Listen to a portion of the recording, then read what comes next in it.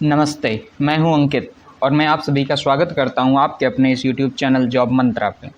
आज हम कर रहे हैं हाई कोर्ट के पीवाईक्यू सीरीज़ में जियोग्राफी वाले सेक्शन में। आज हमारा सेट 2 है, यानी आज हमारी दूसरी क्लास है। पिछली क्लास में आप लोगों ने कुछ लोगों ने पूछा था कि जियोग्राफी कैसे पढ़ना है। तो आप जियोग्राफी ऐसे पढ़ सकते हैं कि जैसे यदि आपने एक बार एनसीईआरटी की हुई है 11th की, यदि आपके पास समय है तो आप एनसीईआरटी कर सकते हैं, ठीक है। लेकिन यदि आपने कहीं से कोचिंग कर रखा है, एक बार आपने नोट्स कहीं से बना रखा है, तो आपको एनसीईआरटी करने की ज़रूरत नहीं है। जो स्टार्ट कर रहे हैं अभी तैयारी, ये सिर्फ उनके लिए है कि वो एनसीईआरटी करें। लेकिन यदि आपने कहीं से कोचिंग कर रखा है ऑलरेडी, तो आपको एनसीईआरटी करने की ज़रूरत नहीं है। आप क्या करेंगे कि एक तो आप घटना चक्र पढ़ेंगे। क्या पढ़ेंगे? घटना चक्र। ये आपका इम्पोर्टेंट सोर्स है ज्योग्राफी के लिए, ठीक है।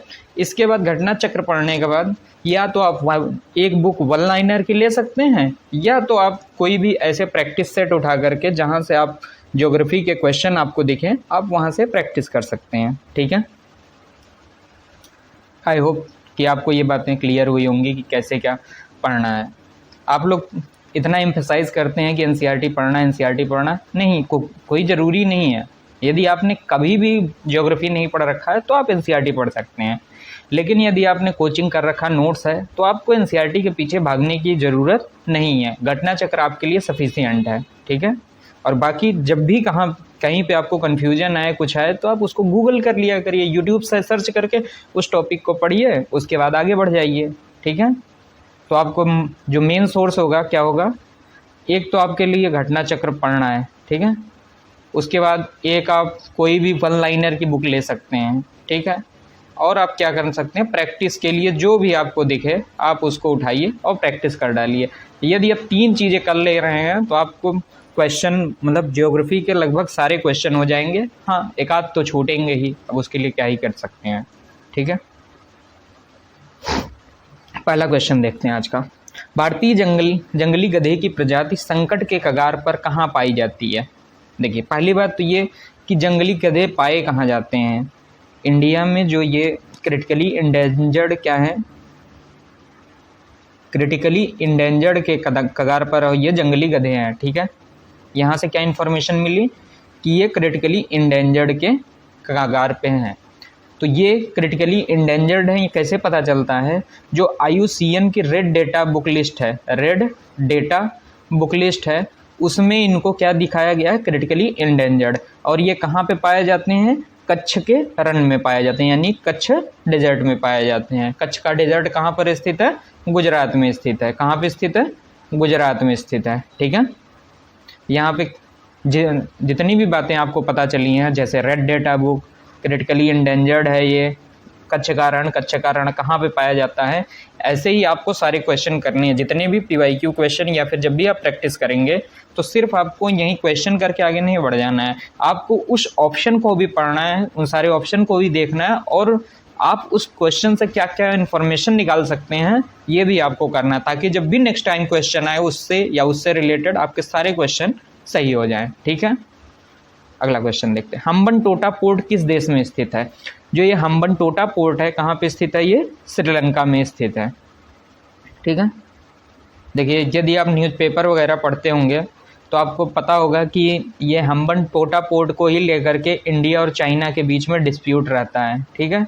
इंडिया और चाइना के बीच में जो डिस्प्यूट चल रहा है वहाँ पे श्रीलंका में, वो हम्बनटोटा पोर्ट को ही लेकर के चल रहा है, ठीक है। तो ये जो इस टाइप के क्वेश्चन है कि ज़रूरी नहीं है कि आपको बुक से ही पढ़ने को मिले। कभी भी आप न्यूज़पेपर पढ़ रहे हैं वहाँ पे, तो फिर आपको आँख आपको ऐसी खुली रखनी है कि आपको ऑब्जर्वेशन स्किल इतनी तगड़ी होनी चाहिए कि कहीं से भी आपको वो मैटर मिल रहा है कि हमारे काम का है, तो आप उसको देखे रहिए। जैसे ये वाला क्वेश्चन है, तो ज़रूरी नहीं है कि आप जिसको ज्योग्राफी के बुक में ही पढ़ें, आप न्यूज़पेपर में भी पढ़े हो सकते हैं, आपका सही हो जाएगा ये, ठीक है। यूराल पर्वत कहाँ पर स्थित है? यूराल पर्वत कहाँ पे स्थित है? रूस में स्थित है। कहाँ पे? ये रूस में स्थित है। और ये जो यूराल पर्वत है, इसी को माना जाता है कि इसके इस तरफ क्या है? यूरोप है, इसके इस तरफ क्या है? एशिया वाला रीजन है। आपको पता है ना कि जो रूस है ऐसा देश है जो यूरोप और एशिया दोनों में जिसकी स्थिति पाई जाती है। ठीक है, इसको यूरोप और एशिया को दो पार्ट में डिवाइड करने के लिए जो भी पर्वत मतलब कि जो एक रेखांकन के लिए यूज किया जाता है, यूराल पर्वत का यूज किया जाता है, और उसके नीचे आने पर काकेशस पर्वत एक स्थित है। तो आप कमेंट करके बताएंगे ये जो काकेशस पर्वत की स्थिति है वो कौन कौन से देशों में है। ठीक है, आप इसको देखेंगे मैप पे कि काकेशस पर्वत कहाँ पे स्थित है और कौन कौन से देश में स्थित है। आप इसके लोकेशन कमेंट सेक्शन में जरूर बताएंगे। ठीक है, इसके लिए हिंट ये है कि ये यूरोप और एशिया के बॉर्डर को डिसाइड करता है। ठीक है, वायुमंडल की वायु पृथ्वी के द्वारा किसके द्वारा जुड़ी हुई है? ये किसके द्वारा जुड़ी हुई है? ये गुरुत्वाकर्षण बल के कारण ये पृथ्वी से जुड़ी हुई है। देखिए जो ये अर्थ है, ठीक है, अर्थ हर चीज पे जो जिसके पास भी थोड़ा बहुत भी मास है, यदि मास है तो उस पर कौन सा फोर्स लगाएगा? ग्रेविटेशन फोर्स लगाएगा।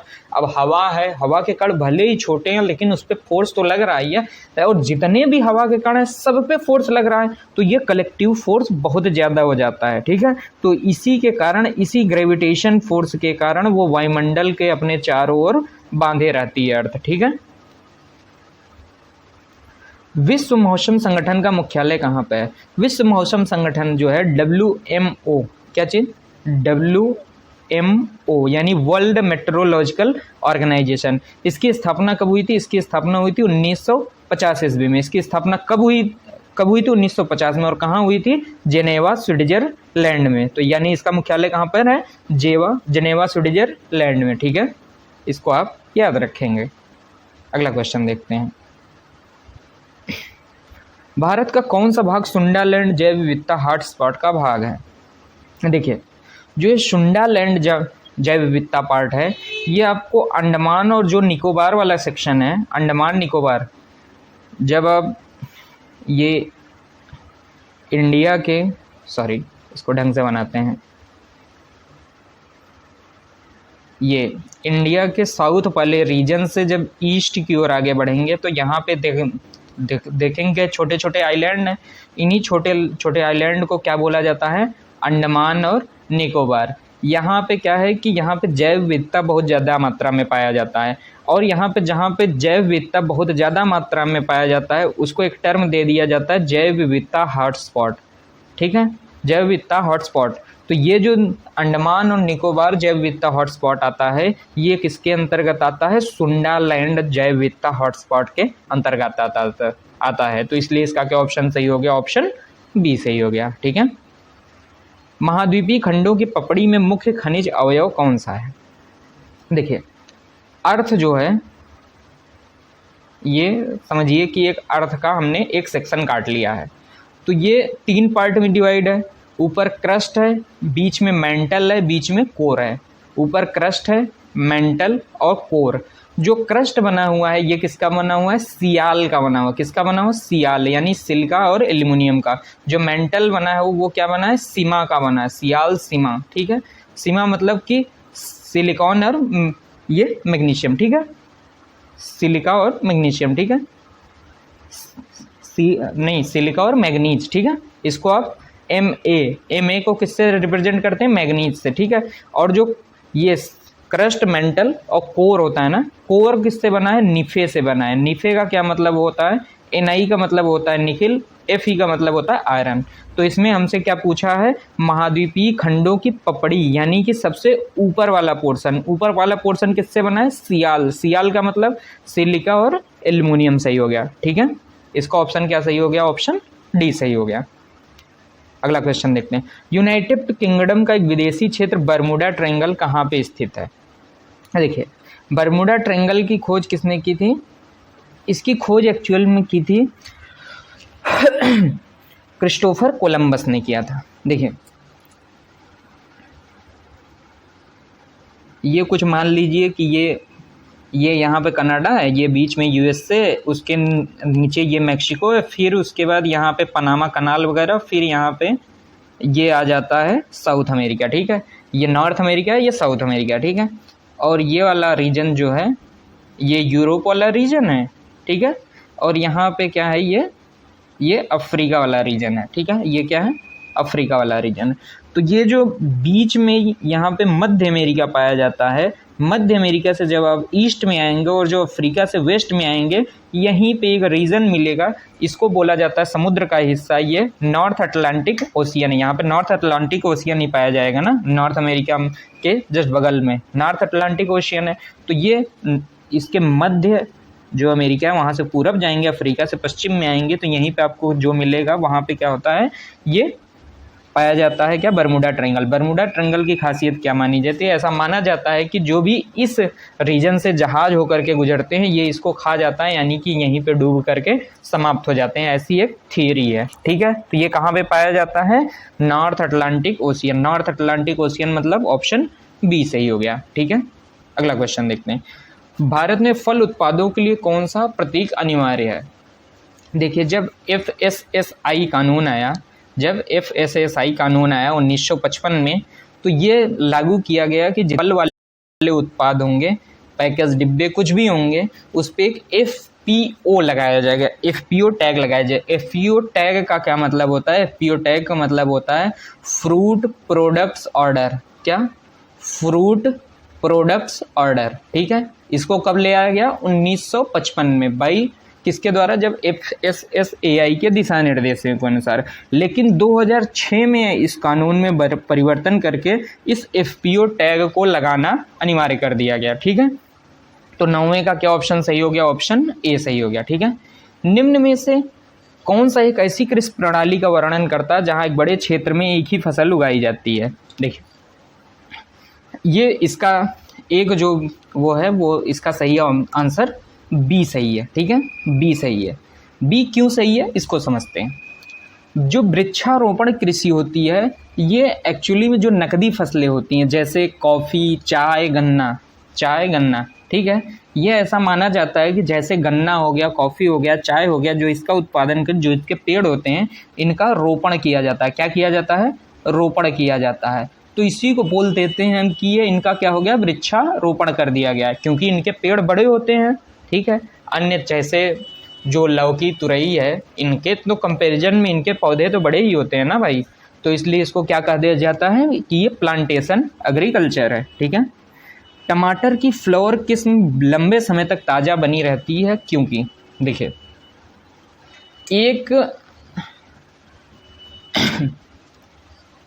एक पदार्थ पाया जाता है, एक पदार्थ है, उसका नाम क्या है, पॉलीग्लिक्ट्रोनेज। क्या है, पॉलीग्लिक्ट्रोनेज। ये जहाँ पे भी पाया जाता है, ये उसको क्षय में, यानी कि उसको बर्बाद करने में, उसको सड़ने गलने में सहयोग करता है। किसी भी चीज़ को ये सड़ने गलने में सहायता करता है। जो ये टमाटर की ये वाली किस्म है, कौन सी, फ्लावर सौर किस्म। ठीक है, फ्लावर सौर किस्म, यहाँ पे सोलर गलत लिखा है, इसकी स्पेलिंग होनी चाहिए SAUR होगी। ठीक है, इसको ठीक कर लीजिएगा। तो इसमें क्या पाया जाता है, पॉलीग्लिक्ट्रोनेज जो होता है, ये जितना कम मात्रा में होगा वो उतना ही देर बाद वो चीज़ खराब होगी। ठीक है, तो इसमें क्या होता है कि पॉली जो ग्लिक्ट्रोनेज है बहुत कम मात्रा में पाया जाता है, इसलिए बहुत ज़्यादा दिन में ये खराब होता है। ठीक है, तो इसका क्या ऑप्शन सही हो गया, ऑप्शन ए सही हो गया। आम को मुख्य रूप से किसके द्वारा उपजाया जाता है। हम बोलते हैं ना कि जब आम का पेड़ छोटा सा तैयार होता है, उसी समय गांव में क्या करते हैं कि इसका कलम कर दिया जाता है। जो भी इसको पेड़ लगाते हैं, इसको कलम कर दे जाते हैं। तो जो कलम करते हैं, क्या करते हैं कि इसको टहनी को ऐसे कहीं से काट लेते हैं और इसमें एक दूसरे आम के पेड़ के टहनी को ऐसे ले आकर के लगा देते हैं और इसके चारों ओर ऐसे मतलब कि पॉलीथीन लपेट देते हैं, है ना, पॉलीथीन लपेट देते हैं। जो ये वाला मेथड होता है कटिंग की या कलम करने की टेक्निक, इसको बोलते हैं क्या, वीनियर ग्राफ्टिंग बोलते हैं। क्या बोलते हैं, वीनियर ग्राफ्टिंग टेक्निक। ठीक है, तो इसका क्या ऑप्शन सही हो गया, ऑप्शन बी सही हो गया।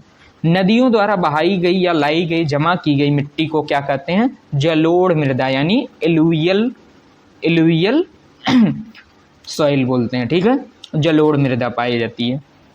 ठीक है, क्या पाई जाती है, जलोढ़। आप क्या बता सकते हैं कि जलोढ़ मृदा को किन दो भागों में डिवाइड किया जाता है। ठीक है, आपको कमेंट करके बताना है जलोढ़ मृदा को किन दो पार्ट में डिवाइड किया जाता है। ठीक है, और जलोढ़ मृदा में किसकी मात्रा अधिकतम पाई जाती है, किसकी मात्रा जो है वो मैक्सिमम पाई जाती है और किसकी मात्रा जो होती है मिनिमम पाई जाती है। ठीक है, नाइट्रोजन ज़्यादा होता है कम होता है, फास्फोरस ज़्यादा होता है कम होता है, ये आपको ढूंढ के कमेंट सेक्शन में बताना है। यदि आप इसको ढूंढ करके एक बार पढ़ लेंगे तो आपको याद रहेगा और जब भी क्वेश्चन आएगा तो आपका सही हो जाएगा। ठीक है। गोल क्रांति किससे संबंधित है? गोल क्रांति मछली से तो संबंधित हो नहीं सकता, बायोफ्यूल से भी नहीं, तिलहन से भी नहीं, आलू हो सकता है क्योंकि आलू गोल होता है। ठीक है। तो इसमें से यदि आपको नहीं समझ में आ रहा है तो आप यहाँ से आप तुक्का लगा सकते हैं। गोल यहाँ पे इसको कर लीजिएगा ग्रीन नहीं, ये लिखा है राउंड। ठीक है, ये राउंड लिखा है। ठीक है। जो मछली पालन, मछली का ये कौन से क्रांति से संबंधित होता है? मछली जो पाल, ये नीली क्रांति से संबंधित हो। किससे? नीली क्रांति से संबंधित हो। जो बायोफ्यूल होता है यानी कि जैव ईंधन, ये काली क्रांति से संबंधित है। किससे? काली क्रांति से संबंधित। और जो ये तिलहन होता है ये पीली क्रांति से संबंधित होता है। किससे? पीली क्रांति से संबंधित होता है। ठीक है, चारों ऑप्शन क्लियर हैं। ट्रेसिंग किसे कहते हैं? देखिए, यदि जैसे इसको समझिए कि ये एक गन्ना का पेड़ है, उस हमसे उतना अच्छा बन नहीं रहा, लेकिन आप इसको मानिए कि ये गन्ना का पेड़ है। ठीक है, ऊपर की ओर आकर के ये पतला होता चला जाता है। ठीक है, इसमें पत्तियां होती हैं। इनके पत्तियां क्या होती हैं कि जब ये ऊपर की ओर बढ़ती हैं आगे की ओर, तो जो नीचे की पत्तियां होती हैं वो सूख जाती हैं और उसी में लगी रह जाती हैं, तो ये उनका नुकसान करने लग जाती हैं। तो जो किसान होते हैं क्या करते हैं कि ये जो नीचे की पत्तियां होती हैं इनको तोड़ करके अलग करना होता है पौधे से। जो ये सूखी और नीचे की पत्तियां होती हैं, ऊपर के 3-4 पत्ती को छोड़ करके नीचे की सभी पत्तियां तोड़ दी जाती हैं। ठीक है, तो यदि ऐसा नहीं करेंगे तो ये पेड़ का ही नुकसान होता है। और जो ये पत्ती हटाने की जो मेथड होती है इसी को बोलते हैं क्या? ट्रेसिंग। तो ट्रेसिंग कहाँ पे यूज होता है? ये गन्ने की खेती में ये वाला मेथड यूज करते हैं। ठीक है, अगला क्वेश्चन देखते हैं। किस राज्य में केबुल लामजाओ एक तैरता हुआ राष्ट्रीय उद्यान है? देखिए, ये इसका आंसर क्या है? मणिपुर। क्या इसका आंसर है? मणिपुर। मणिपुर वाले रीजन में एक पाया जाता है लोकटक झील पाई जाती है। कौन सी झील है? लोकटक झील। कौन सी? लोकटक झील। यहीं पे लोकटक झील पे ही तैरता हुआ एक दुनिया का ये एकमात्र तैरता हुआ राष्ट्रीय उद्यान है। क्या है? केबुल लामजाओ राष्ट्रीय उद्यान। यहाँ पे एक इम्पॉर्टेंट चीज़ आपको और देखनी है कि यहाँ पे एक डांस करने वाला हिरण पाया जाता है। जो ये हिरण पाया जाता है उसको बोलते हैं संगाई। क्या बोलते हैं? संगाई। ठीक है, इसको भी ध्यान रखना है। ये संगाई क्या है? एक टाइप के हिरण है। कहाँ पे पाया जाता है? केबुल लामजाओ में। और केबुल लामजाओ कहाँ पे? लोकटक झील में। लोकटक झील कहाँ पे? मणिपुर में। ठीक है, तो इसका ऑप्शन क्या हो गया? मणिपुर।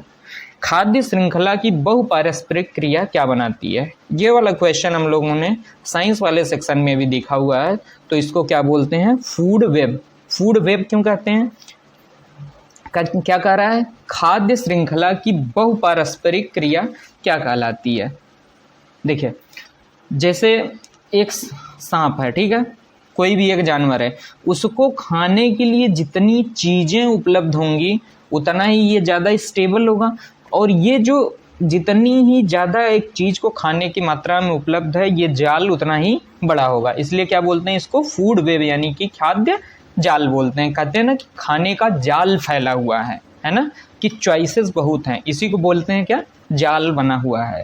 ठीक है, COP26 सम्मेलन में भारत ने इतने तक अपने उत्सर्जन में 0 तक की कटौती करने का वादा किया था।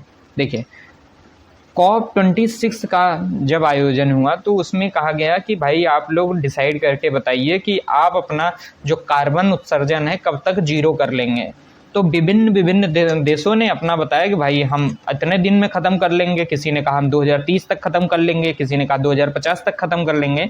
तो इंडिया ने कहा कि भाई हम 2070 तक अपना जो ये कार्बन उत्सर्जन है हम इसमें कटौती करके इसको 0 कर देंगे। ठीक है, तो इसका क्या आंसर होगा? ऑप्शन बी, 2070 तक। इसको आप याद रखिएगा।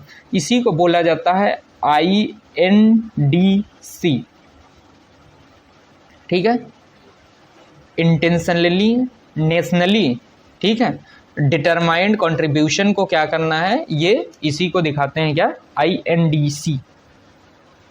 ठीक है, इसको आप ध्यान रखेंगे। Nationally determined contribution. ठीक है, लुप्तप्राय प्रजातियों में से एक बंगाल टाइगर किसका राष्ट्रीय पशु है? जो ये बंगाल टाइगर होता है ये किसका राष्ट्रीय पशु है? ये इंडिया और बांग्लादेश दोनों का, बंगाल जो टाइगर है ये इंडिया और बांग्लादेश दोनों का ही ये राष्ट्रीय पशु है। क्या आप बता सकते हैं जो ये बंगाल टाइगर होता है उसका वैज्ञानिक नाम क्या होता है? इसका वैज्ञानिक नाम क्या होता है और ये किस रीजन में पाया जाता है? आप इसको गूगल करके या कहीं से भी जहाँ से आप देख पाएँ इसको देख लीजिएगा, क्योंकि ये भविष्य में इस पे क्वेश्चन बन सकता है। ठीक है, देखिए कौन डैश प्रजाति एक जीव है जो संपूर्ण परितंत्र को परिभाषित करने में मदद करता है। जो एक संपूर्ण परितंत्र को डिफाइन करने के लिए जिस प्रजाति का हम लोग यूज करते हैं उसी को बोलते हैं हम कि ये की स्टोन प्रजाति है। क्या है? की स्टोन प्रजाति है। ठीक है, इसकी जो एक्चुअल में डेफिनेशन होती है इकोलॉजी में वो ये होती है कि वे प्रजातियाँ, ध्यान से सुनिएगा, कि वे प्रजातियाँ जो किसी समुदाय में प्रचुरता नहीं, ये अल्प मात्रा में ही पाई जाती हैं। क्या? अल्प मात्रा में होने के बावजूद ये सामुदायिक विलक्षणों पर अपना प्रभाव दर्शाती हैं, वो क्या होती हैं? की स्टोन प्रजाति कहलाती है। जैसे एग्जाम्पल में क्या है? हाथी है, अफ्रीकी हाथी कह सकते हैं हम लोग एक एग्जाम्पल में, और एक टाइगर एक इसका बेस्ट एग्जाम्पल है। ठीक है, टाइगर रिजर्व बनाए गए होते हैं ना, उन्हीं के थ्रू हम जानते हैं कि ये क्या है? एक की स्टोन प्रजाति है। ठीक है, ये कंसेप्ट समझ में आया आपको? ठीक है, आगे बढ़ते हैं। अगला क्या है कि राष्ट्रीय राजमार्ग विकास परियोजना के तहत निम्न में से कौन स्वर्णिम चतुर्भुज मार्ग में स्थित नहीं है? देखिए, जब भी इस टाइप के क्वेश्चन आते हैं तो या तो वो एकदम से परेशान करने के लिए पूछते हैं, क्योंकि अब वो कौन कौन से शहर से ये रोड गुजर रही है ये सबके लिए याद करना बहुत आसान बात नहीं, बहुत मुश्किल काम होता है। सिर्फ हमसे इतना जानना चाह रहे हैं कि क्या हमको पता है कि नहीं कि जो ये स्वर्णिम चतुर्भुज योजना के द्वारा ये जो सड़क है स्वर्णिम चतुर्भुज योजना, क्या हमारी यूपी में कहाँ कहाँ से होकर के गुजरती है? क्या ये बात हमको पता है कि नहीं? तो यदि आपको पता हो तो ये जो स्वर्णिम चतुर्भुज योजना है, गोल्डन ट्रायंगल क्वाड्रिलेटरल ये जो बना है गोल्डन क्वाड्रिलेटरल, ये लखनऊ से होकर के नहीं गुजरता है। तो आपको एटलीस्ट इतना पता होना चाहिए कि वो जो भी रोड है वो यूपी में कहाँ कहाँ से होकर के गुजरती है। यदि आपको इतना क्लियर है तो आपका लगभग ये मान के चलिए वो क्वेश्चन हो सकता है सही हो जाए। नहीं तो आप ये थोड़ी है कि पूरे देश में कौन कौन से शहरों से होकर के गुजरती है आपको पता ही होना चाहिए। तो ठीक है, कुछ क्वेश्चन छोड़ के भी आने होते हैं। ठीक है, चलिए अगला क्वेश्चन देखते हैं। निम्न में से किस विद्वान ने मानव विकास की अवधारणा प्रस्तुत की थी? मानव विकास अवधारणा प्रस्तुत किसके द्वारा किया गया था? ये देखिए, निम्न में से किस विद्वान ने मानव विकास की अवधारणा प्रस्तुत की थी? मानव विकास की अवधारणा किसने प्रस्तुत की थी? डॉक्टर महबूब उल हक ने। डॉक्टर महबूब उल हक ने प्रस्तुत किया था। ठीक है, ये कहाँ के थे? ये पाकिस्तान के थे। ठीक है, इन्होंने कौन सा दिया था? मानव विकास की अवधारणा प्रस्तुत की थी। ठीक है, अगला क्वेश्चन देखते हैं। विश्व का सबसे बड़ा तंबाकू उत्पादक है। विश्व का सबसे बड़ा तंबाकू उत्पादक क्या है? चीन है। कौन है? चीन। ठीक है, और सेकंड नंबर पे कौन आता है? सेकंड नंबर पे आता है भारत। क्या है? अपना देश भारत सेकंड नंबर पे आता है। और जो ब्राज़ील है वो कौन से नंबर पर आता है? ब्राज़ील तीसरे नंबर पे आता है। तो आपको ये सीक्वेंस याद रखना है। पहले नंबर पर तंबाकू उत्पादन में चीन आता है, दूसरे पे भारत आता है, तीसरे पे ब्राज़ील आता है। ठीक है, अटाकामा मरुस्थल कहाँ पे स्थित है? तो अटाकामा मरुस्थल ये स्थित है कहाँ पे? दक्षिणी अमेरिका में। ठीक है, दक्षिणी अमेरिका में।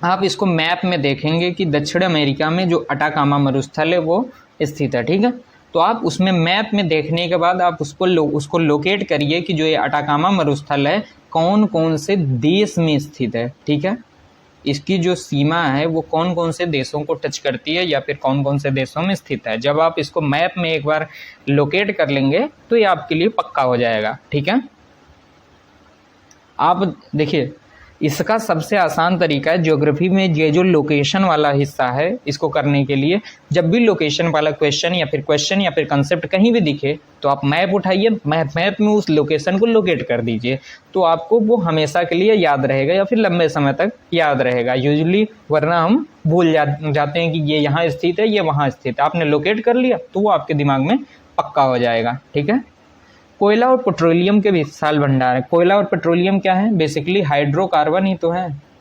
हाइड्रोकार्बन ही तो है।